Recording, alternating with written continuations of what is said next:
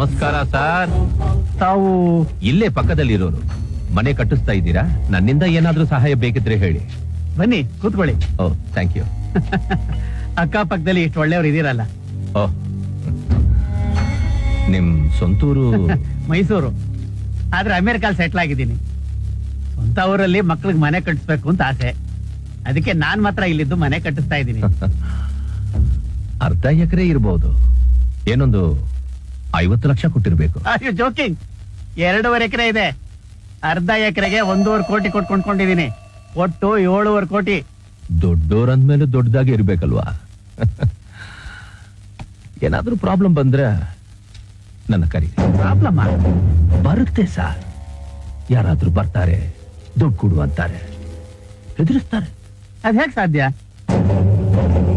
ಬರ್ತಾರಯ್ಯ. ಯಾರು ಬರಕ್ ಸಾಧ್ಯ? ಬರ್ತಾರೆ ಸಾರ್. ಯಾರು ಬರ್ತಾರೆ? ಆರುಮುಖ ನಾನೇ ಬರ್ತೀನಿ. ದುಡ್ಡು ಕೊಡು ಅಂತ ನಾನೇ ಕೇಳ್ತೀನಿ. ಯಾಕೆ ಒಂಥರ ಮಾತಾಡ್ತಾ ಇದ್ದೀರಲ್ಲ? ಮುಚ್ಕೊಂಡು ನಾಳೆ 50 ಲಕ್ಷ ಕಳಿಸ್ಕೊಡು. ನಿನ್ನ ಹತ್ರ ಯಾರು ಬರಲ್ಲ,